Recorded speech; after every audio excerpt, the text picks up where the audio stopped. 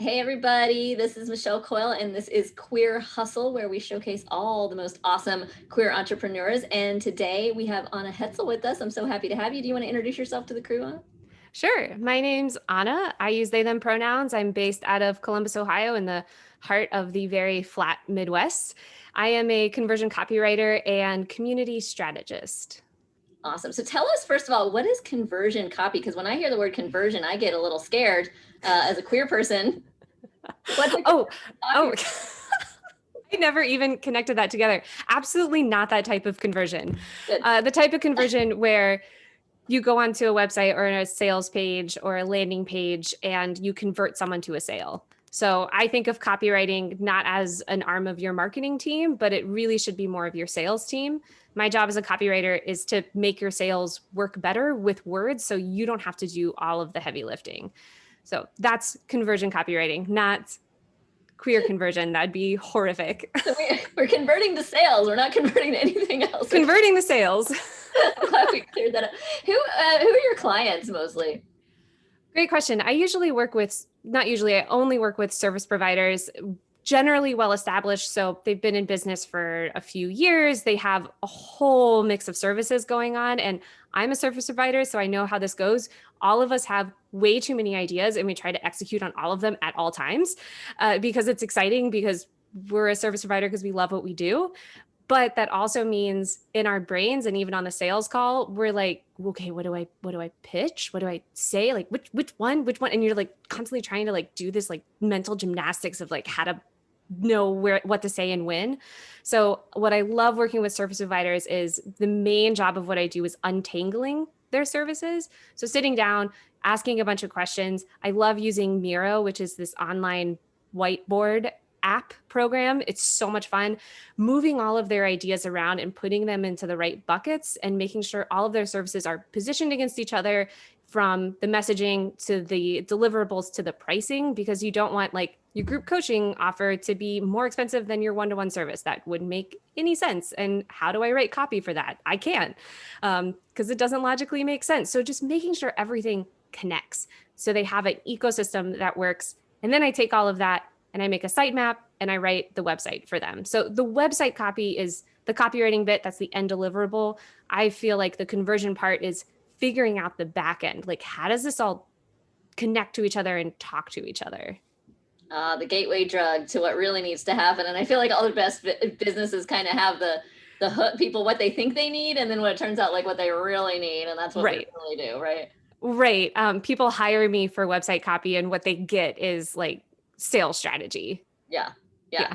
I feel like same. You know, people hire me to grow their businesses fast, and what they get is like a whole lot of mindset shifting and a whole lot of MBA shit. Yeah, you have that moment where you're like, they're so ready to like, let's get to the copywriting or let's grow my business in your case. And then you're like, first, Yes, what's happening? Why? Answer right. all these why questions. And there's like that moment of, I don't want to answer these questions. And then slowly the like curtains start to open and they go, oh, wait, no, I'm here for this process. Yes, this is helpful. We got to untangle those knots before we can do anything. Before we Yeah, can. the growth and the conversions can't happen without that untangling. Absolutely. I love what you're talking about the entrepreneur with all the different ideas. I'm like, I don't know what you're talking about. Who are you talking? We like to call it being a multi-passionate entrepreneur. Okay, it's okay. We're all like this, and the reason that a lot of us are entrepreneurs is because we have a lot of cool ideas, and it can be really, really hard for us to get focused and to narrow down on that. First of all, that one thing, and then okay, now can I add another? And I try to make my clients kind of do one thing for about a year before they start adding another, and ooh, they hate that. They want to do 30 things at once, but doing 30 things at once is what keeps us stuck sometimes. Yeah. Yeah, absolutely. Actually, that I have a lot to say on that subject. So balancing my work and my life has always been my number one goal. I work to have a good life, not to make a lot of money. And when it comes to deciding what to say yes to, which creates that imbalance because I want to say yes to everything. I have so many ideas. I have all these people that I want to help and I want to help them all at once. And like that's totally unsustainable. That's where burnout comes from. And so deciding that one thing that you're going to focus on, so important. I use this tool that I call it my do it later bin. So when I have a really fun idea, I'm like, oh, I really want to do it. And I'm frothing at the mouth and I'm like, yeah, let's go. Okay, wait. My number one priority right now is to build XYZ. This can happen next quarter. And I have a Post-it note on my goals board. I'm like, I'm not saying no to you. I'm saying later. And that lets my creative brain relax, because the worst thing to do to a creative brain is say no to something. Mm-hmm.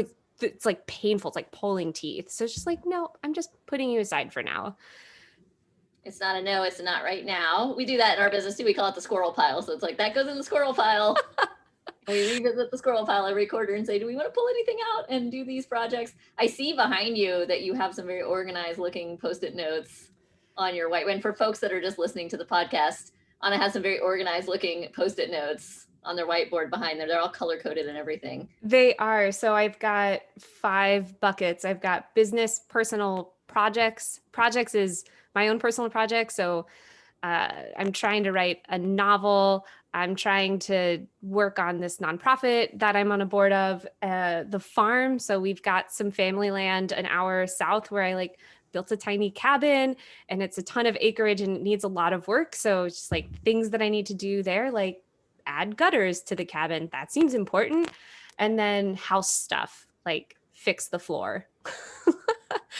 And then I've got a yup pile. I did these things. So it's the satisfaction of moving Post-it notes, and then my do it later bin.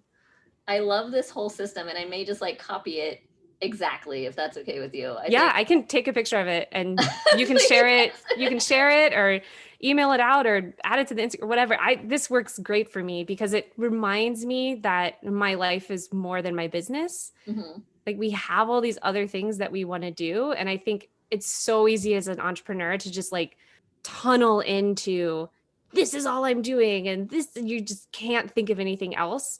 And this helps pull me out of that cyclical business brain. Oh, I love it. Absolutely. And please do share it with us. In fact, quick plug, you can share it in the Queer Hustle Facebook group. And if you're listening or watching and you're not in the Queer Hustle Facebook group and you're queer and you hustle, you should be in the Queer Hustle Facebook group. So come in there and you will get cool things like this, like Anna's awesome whiteboard system, which I really want because I too am juggling lots of things, right? Work, parenthood, house projects, friend stuff, family stuff. We've all got a whole bunch of things going on. And you're right. If we're not careful, balls start to drop and this gets really difficult. Yeah, it's almost, so there's this one point in my life, in my business life, when I was just, all I was doing was working, and all of my, I'm half introvert, extrovert. So I have to be really careful where I put my energy. And I was putting all of my extrovert energy into my business. So meetings and events and networking events when those were allowed. And I wasn't seeing my friends at all. And my partner was like, Anna, maybe you should schedule friend time like you schedule work time. And I was like, you're right. So now I have a weekly call with my best friends. We have bi-monthly board game nights with our little COVID pod. It's being just as intentional with my business as I am with the community outside of that business, because without those friendships, without that chosen family, nothing is possible. Absolutely. And I love this whole thread. I think we talked a little bit before about, your business grew really fast. You got really busy. You said yes to everything. And then you were making lots of money and that was great. But also the rest of your life kind of went down the tubes for a minute. And it's, how do you restructure, get that balance? I'm like you, I calendar everything in my life. And it's, it's a little bit more rigid than I would like to be naturally, but if it's not on the calendar, it's not getting done. And so my workouts are on the calendar, my date nights are on the calendar, everything at work, my time to do meetings is on the calendar, but also my time to work on things like work time is blocked off on the calendar. Otherwise it would never get done. Yeah. So ever since I started my business, I worked in corporate. A little bit of my backstory is I randomly fell into the digital marketing space on accident. If you ask any copywriter how they became a copywriter, all of our answers are, I was doing it and I didn't even know it was a job. You just kind of fall into this profession. So I was doing some digital marketing, working in-house in a corporate job. And we were on vacation one summer and my partner was like, Anna, you hate your job. And I was like, that's not true. I love my job. that's bullshit. She was like, no, you hate your job. You like the people you work with. And I was like, fuck, you're right. And so from there, I spent 3 months just really focusing in on, okay, I want to build my own thing. What does it look like? Did a lot of research, did a lot of studying. And part of that planning was setting aside what I want my life to look like. So what time structures do I have in my day? I generally try to theme my days.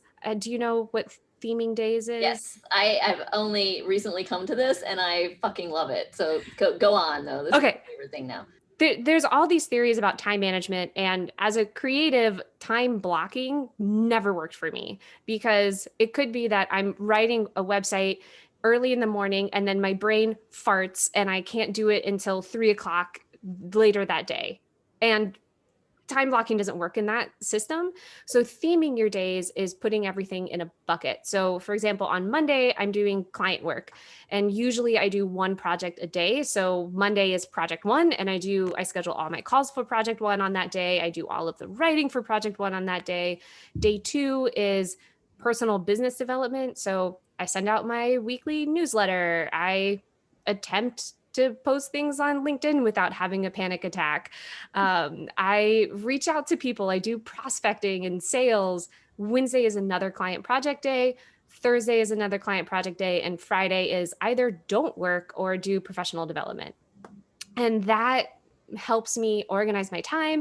It helps me schedule things properly. It helps make things really clear actually for my clients, where I can be like, you are my Monday project. Congratulations. And they're like, oh my God, Monday.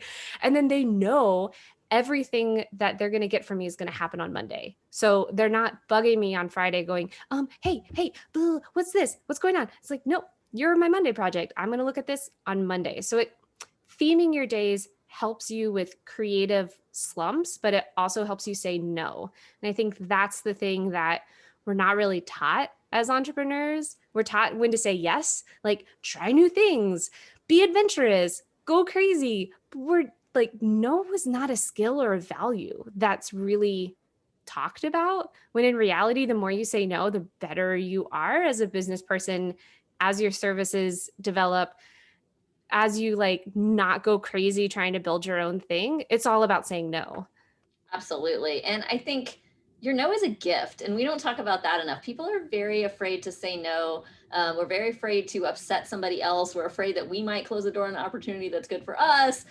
Your no is a gift. It's a gift to the other person or people or organization. It's a gift to yourself, because nobody wants you to show up at a party that you don't want to be at. That's how we get resentful, and that's how we become a person that other people don't like, and it's how we start leading a life that we don't like, and all of those things. It's like, how much of our life are we doing out of obligation? Now, there's some shit that you're going to always do out of obligation. If you're a parent, you feel me, that you can't totally get out of.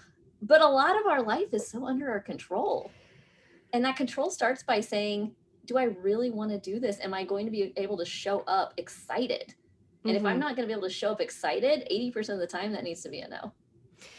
Yeah. So going back to, I think, one of your questions, I'm just like so excited and jumping all around. But last year during the pandemic, around March, I was doing all this mindset work of like, okay, everything's shutting down. My business is going to just like die a little bit, but that's okay. That's why I have this oh shit bank account. Like I can still pay myself the salary that I pay for at least 6 months. Like I'm okay. Like I can spend this time and like do my own projects for my business. Sweet. I need a website. I'm a website copywriter and my website sucks. Yeah. It's like that phrase, the cobbler's kids has no shoes. Everybody. Yeah. Yeah. And then my business exploded because I didn't really think about like, well, duh, everything's changing. People need words. And what do? I write words. And so I just doubled. Everything was crazy. It was hectic as hell.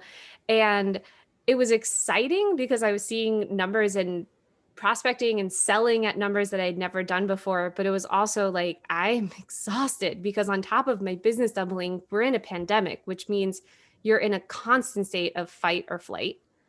Always, or freeze. So it's just depression, anxiety, or everything else in between that, and trying to run a business that has broken outside of your normal processes and systems and trying to rewrite them as you go so you don't totally lose your mind. So going back to the whole no thing, in November, I borrowed this idea from my friend Marshall Shorts. He does a NO-vember, like N-O, capital Ooh. N-O-vember. And for the whole month, you decide what you say no to. And so you can say yes to other things. So for the whole month, I took 0 calls, not even from my clients. I did 0 client work. I said no to events. I said no to buying new programs or courses. I didn't engage on social media that much. I said no to a lot of things. And that month, I just spent figuring the shit out of my business. And that was amazing. And I think that the more that we give ourselves permission to say no and frame it as, I'm saying no so that I can say yes to this.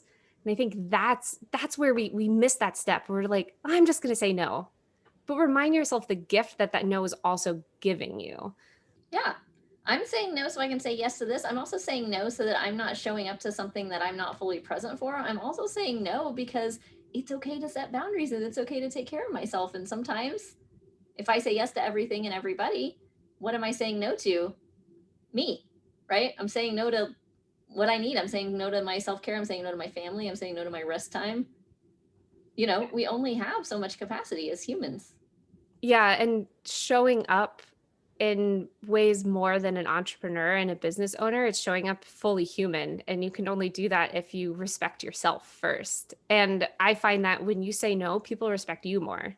The Absolutely. clients that I said no, not right now to, waited 3 months. Yeah. And I think that that's a lesson that we have to remind ourselves. Like if you say, hey, no, I'm fully booked, or hey, no, I'm really busy, or hey, no, I can't do this right now. One, they're like, oh, wow, this person's legit. They're booked out. Cool. I'm willing to wait for that. Two, great. I feel a lot more comfortable working with someone who knows how to manage their time, Mhm. which is a big fear when it comes to service providers of, can you actually get this done in this timeline? Do you actually have a process for this? Because it looks, especially with creative work like copywriting or design, it can feel magical when you get this deliverable when actually it's like a super messy process. Right. So just giving that assurance of, I value myself and therefore I value you, and I'm going to show up and I'm going to say no when I need to and say yes when it's right. Right. Because if you can trust my no, you can trust my yes. Mm-hmm. And that's important in personal relationship too, right? Mm-hmm. I need to know if what I'm doing is not okay. I need to know if you don't have time for it right now. I need to know if you don't like it or whatever. And same thing, I'm going to give that to other people. My boundaries are always a gift. I love No-vember, by the way. I'm going to totally like take on No-vember as a personal. I'm learning so much from you today already. No-vember is amazing. It was awesome. Actually, I had a little group that did it with me, and we're going to do a no nonsense spring because we're just still really tired. So we're all saying no to different things, but extending it for a couple months just to remind ourselves like what it means to prioritize ourselves. It's mindset, it's energy, it's passion, and letting that passion be funneled in a way that just doesn't fizzle out. Because I think as an entrepreneur, you have all this passion, you have all this energy, but if you're just going at 150% all the time, it's totally unsustainable. Absolutely. We've started working in the concept of sprints with ourselves and our clients because sometimes you do want to go full throttle, but it's like you got to put a time parameter on that. So it's, yeah, we'll go through full throttle for 6 weeks on this. And then there's a vacation at the end of it. If I'm going 6 weeks hard, then I'm taking 2 weeks off, or what Mm-hmm. does that look like? Or if we're going 1 week hard and we take a day off at the end of it, where the ease has to come back into it somewhere. So it's not about never pushing the gas pedal. It's just, you can't push it down and leave it down for years. That's how people like have heart attacks, Yes. lose their marriages and everything else, right? Yes. You have to give yourself breaks and plan that as part of your project planning. And I think that's where like year planning, quarterly planning, you forget, okay, if I succeed at this, what is my reward? What is my gift to myself? Even if I don't succeed, what is my reward? What is my gift to myself? How do I celebrate literally anything that happens? Because we suck at celebrating Yes. as a culture. We Yes. suck at it. So how can we celebrate and be okay with patting ourselves on the back and not feeling like an egomaniac? Because we're not. We just did a good job, and there's nothing wrong with that. Absolutely. I love everything that you're saying. And I'm thinking about this spastic energy that we bring as entrepreneurs, and why it's so addictive, because at a time, right, when you first start out and you're bringing this energy, it will get you to a certain point. It's kind of like running on sugar. Like I can eat Cocoa Puffs for 3 days and I can be really energetic, but like on the fourth or fifth day, my body's going to be like, you should have some protein, right? Like crash. This spastic energy will get you started. People will like it. People will respond to it, and you will get to a certain point, and then you will get to another point where it ain't going to work anymore. Mm-hmm. And it sounds like that's sort of the point that you hit when your business doubled during the pandemic. What was that moment that you were like, okay, wait a second, things have to change. Things have to be different here. I'm not okay. For me, burnout is a slow disintegration. It's not I hit critical mass and then just fall apart. It's a very slow, all of a sudden I notice that maybe I'm not sleeping very well, or I haven't been exercising, or all I'm doing is eating takeout and not cooking. And I love cooking. If all I'm doing is eating takeout, something is wrong. And just kind of noticing the warning signs, because I did hit at one point before I started my entrepreneur life, I did hit true burnout where you like miss all the warning signs and then just crash in the most spectacularly horrible fashion. And pulling yourself out of that space is so much harder than being more mindful of those little signs of, hey, something isn't going on, something isn't quite right. What do I need to do to put the brakes on? And that's why November happened, because I was like, I have all of these like red flashing lights going on around me. I need to say, whoa, okay, before I just plummet into despair. Absolutely. I think it's such an important point, because it's not like this is something that happens once. Like, oh, we went too far, we burnt out, we learned our lesson, now we're out of burnout, and we never burn out again. It's like, it starts to creep back in, and you've got to start to recognize those warning signs. Mm-hmm. And this will happen over and over and over. And at every new level of the business, it starts to happen again, and you have to readjust and change how you do things. So what got you here isn't going to get you here, but also what's working right now isn't going to work at the next level of your business. For sure. And usually burnout is a sign of not that you're overworking, but something that what you're doing is misaligned. So you're doing something that you're not super excited about anymore, but maybe you feel like you have to keep doing it, or it's your bread and butter, but it's not actually your bread and butter because you haven't looked at your numbers in a while because you've been too busy to look at your numbers. And just giving yourself a time to realign. And it's something that I do when I'm feeling those warning signs is I look at my calendar and what I have booked and planned and notice what I'm excited about and what I'm going, fuck about. Mm-hmm. Because those moments where I'm like, fuck, I don't want to do that. That's something I need to get rid of. Or that's something I need to say no for right now until I can readjust it to make it work for this new iteration of myself. Because like as entrepreneurs, we're just phoenixing every day. Yeah. And sometimes it's just like, is that a today thing, or is that a recurring theme, right? I may show up one day with PMS and I might feel like fuck about everything that whole day. That doesn't mean that I shouldn't do any of those things anymore. It means like I'm having a bad day that day. But if it's week after week after week, the same recurring meeting is giving me that feeling, the same client, the same employee, the same friend, mm-hmm. You ever had a friend that you kind of were like, wait a second, why do I even like this person? I mean, that's harsh. But it's true. In your existence, and you're letting them be there, and then you realize I'm not actually getting anything out of this. Yeah, it's kind of funny that speaking of friendships and relationships, there was this weird sideways gift of the pandemic where there were certain friendships where I was like, I'm surprised I'm not reaching out to you right now. That's interesting.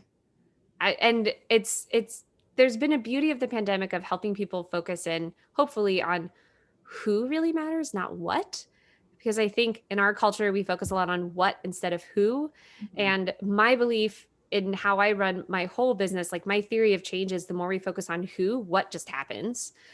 But we focus on the relationships. We write words that create connection, that make people feel something in a way that is authentic and not like sales swarmy, because we all know that bullshit. Mm-hmm. But like actually make people feel seen. That's what matters. And when you're hitting that burnout, when you're hitting that exhaustion, if you haven't been nurturing your relationships, you're going to be alone in that space. Mm-hmm. And even when it's really hard, reaching out and asking for help is the biggest thing you can possibly do. And it's something that I'm learning how to do every day. I suck at asking for help. No, I have a this lot of us thing in my entrepreneurs brain. are real control freaks. We're real bad at letting anybody help us do anything. So bad. So bad. But like the moments when I ask for help, shit gets done, right? I'm supported. Someone checks in on me the next day and is like, hey, how you doing? And I'm like, oh my God, you thought of me. I'm feeling a lot better. Thank you. And there's this like relief. And so if there's any lesson to be taken away from this podcast, it's like, go ask for help and like learn how to notice when you need it. Absolutely. Bootstrapping is totally dumb. Bootstrapping is a lie.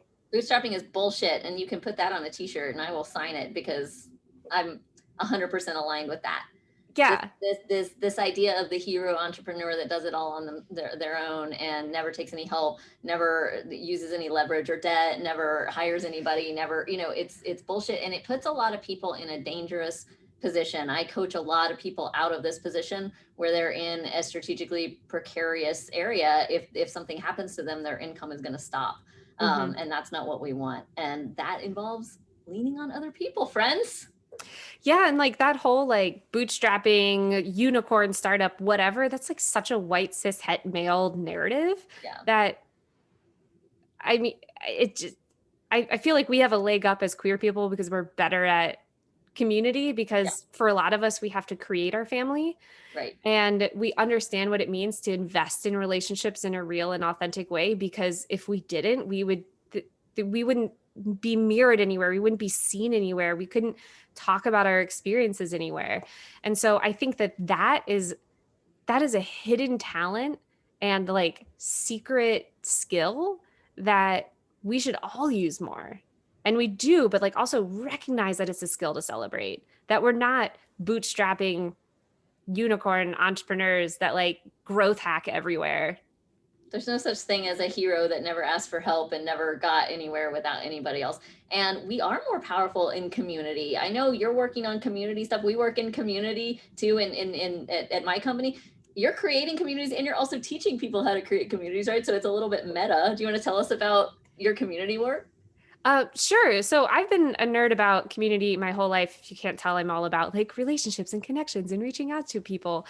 And I've been in youth groups, and I was a camp counselor, and then I was head camp counselor, and then I was a counselor for the youth group that I was a part of. And it's a secular youth group, so non-religious, just a group of high school students getting together to talk about issues that they want to learn about. So everything from abortion to the prison justice system to fracking, like they choose the topics and then the adults create a program. And the goal is for them to like leave knowing more about the topic. So when it comes up in the high school hallways, they feel really empowered to be like, no, I know about this. This is my values. This is what I know. And this is what I believe.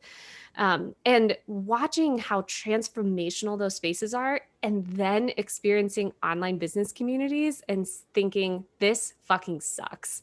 Mm-hmm. Like online business communities are generally spaces that are ego-led, transactional, promo heavy, and there's not really a chance to create true, like real relationships with each other. And that's what we want when we want community. And there's this huge rise in course creators and masterminds and group coaching. And like everyone is creating a community around their business, which is fucking awesome. Like community is the reason why my business doubled last year, because I put all of my energy into my relationships and those relationships came back. But creating a community that's intentional, that as a facilitator or a leader, you don't consistently burn yourself out trying to like get people engaged, that helps people understand what are the expectations, what is the pricing, what is the model, like who's allowed in here, what is the code of conduct. Like as a queer person, if there's not a code of conduct, back away. Like right. We're not safe. Yeah, we're not safe. And I could rant a lot about code of conducts, but I'm going to focus on communities for a moment. I think that there's a need and a want. There's a lot of good-hearted people that want to create transformative online communities around their business. They just have never been taught how. Like community is a word that we throw around everywhere, like pandemic or unprecedented, right? Community. It's just another word that we hear all the time, but we don't actually think about what it means and what it actually takes to build something that is sustainable, that feels good, and that eventually kind of runs on its own. And so thinking about the ways of how to design a community experience that you feel good facilitating, that you feel good handing off the moderation to, that your members understand what they're there for and how to create those connections, that's something that really interests me and really excites me. So I just created my first ever group program. It's called Community Camp, which I'm very excited about that name. I came up with it while brushing my teeth one day and I was like, oh, that's it. And it's a 4-week mastermind where every single week there's a workshop and 30 minutes of co-working right after, where you'll, from the big idea brainstorming that we do, you'll go and fill out this worksheet that I've created to help you start actually implementing all these ideas and create and design that community. And it's really exciting. I'm starting my first beta run in a couple weeks, and I'm beyond excited about it. And it feels really good because I feel like I've hit on something that's really needed right now. One, because communities are the hot thing right now. Two, this thing sold out in like 6 days. And I didn't even post it on social media. Yeah. Like this is needed. And so it's just really exciting to find the thing that you feel like you can do ad infinitum, which is hard to find as an entrepreneur. Mm-hmm. You're like, oh, I could probably do this for a while, and then I'm going to like find something else. Like this is something I can just like put this on repeat. Let's go. I love it. I love it. And if you're watching and you're listening and you're thinking, wow, Anna's selling out in 6 days and business is doubling and everything else, how are they doing it? Because they're finding the fucking need, right? And you're aligning with exactly what people need right that second. And that's what you're doing as a copywriter for other people. And that's what you're doing for yourself. And this is where it is. It's like when the need is there and you're meeting the need, the business comes. Now, that doesn't mean we don't have to do any marketing. We don't have to do any sales. Like obviously it's not fucking Field of Dreams. You've got to market. People need to know about it. But when you're really hitting that need, you'll know, because people will be calling you up and saying, how can I work with you? How can I do this? And that's the demand creation that a lot of folks that are just starting out are missing on how to do. So yeah, I think it's knowing the need, which is 90% active listening of like going onto those calls and going into events and reading blogs and reading in between the lines of like, what are they feeling right now? Like, think about that. Like, what is this person feeling? Right. Because you deliver on the feelings of confidence. Any service provider, what do they deliver? Confidence. Right. No matter what, designer, coach, copywriter, we're all delivering confidence. So the best ones understand how to tap into the emotion that someone's feeling. So understanding the need, but then also just consistency. And even the most successful entrepreneurs show up every day in the best way that they can. And if they can't show up, they give themselves forgiveness and grace and take the day off and binge watch Netflix all day. That's absolutely okay. That's totally okay too. You should do that more. But showing up consistently in the smallest ways creates huge changes, and it takes time. The whole like, I built a business in a year and now it's $1 million is like, yeah, but you had like 5 businesses before that, or you just changed the name and then now this name of the same business is now at $1 million. Like, be honest, like this is really, really, really, really hard work. But I think just tapping into the emotions of the people around you, having real conversations, not sales conversations, just real conversations, and just showing up consistently is, I think, the best to do. Absolutely. And I agree. Thank you so much for this real conversation, Anna Hetzel. So awesome to have you on. Yeah. This was amazing. Thank you so much for having me. And everybody else, we'll see you next time. Bye.